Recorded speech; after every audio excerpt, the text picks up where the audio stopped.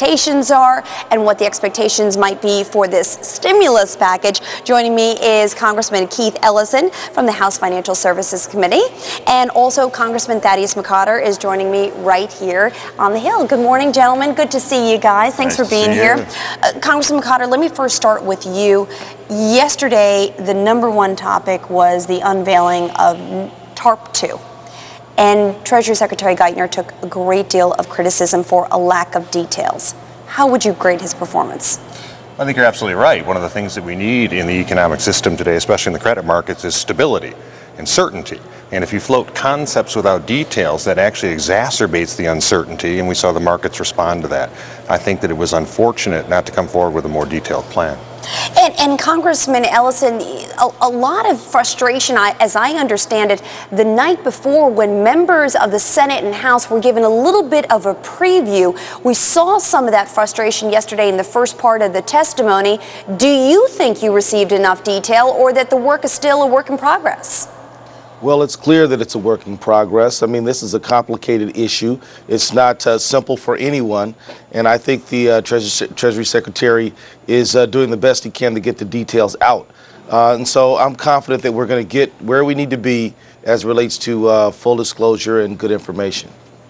So, Congressman Ellison, do you then think, in real fairness here, that the American public and the media have taken this too far? That the fact of the matter is Treasury Secretary Geithner has a very tough job ahead of him, and it's unrealistic to think that he was confirmed just a couple weeks ago that he's got a plan in place. Let's face facts. It took months for the Bush administration to try to figure out what they wanted to do. Is that a fair assessment?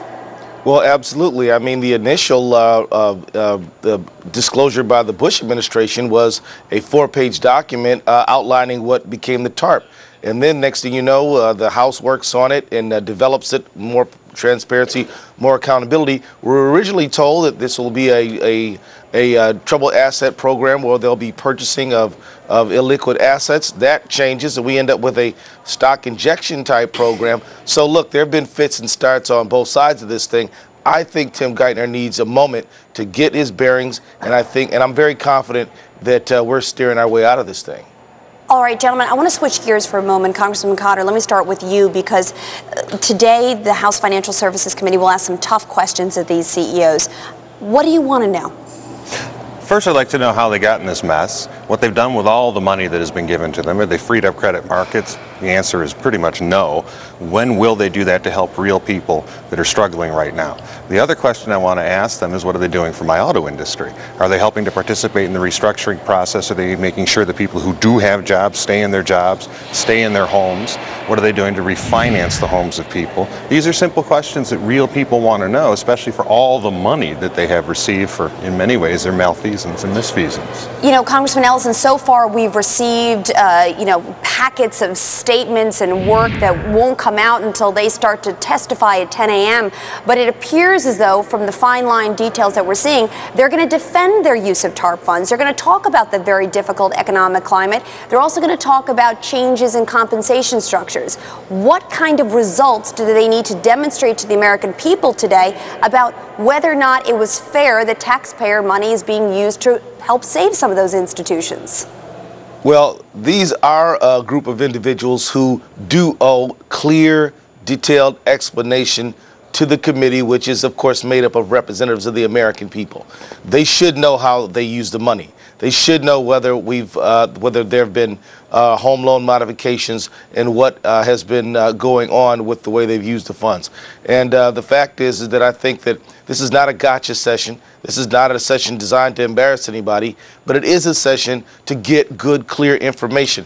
Because I think in this case, the American people really do want to know, what are you doing with the money? Are you using the money to simply buy up other businesses, to dispense lavish accoutrements on yourselves, or are you using the money for the intended purpose? The fact is, we've seen a reduction in lending overall, and people want to know why. Congressman McCotter, before we leave here, what will the resolution be at the end of the day today? I hope the resolution would be, number one, that these people finally get it, that they're receiving taxpayer money, that they have acted badly, they have seen as if this is an entitlement to them, and they have not responded in kind to the American people who have bailed them out to help provide free up the credit market so real people can get through these difficult times. I hope that is the message that gets through their dense heads. All right, Congressman McCotter, ooh, strong words there. And Congressman Ellison, thank you, gentlemen, very much for joining me this morning. All right, we'll come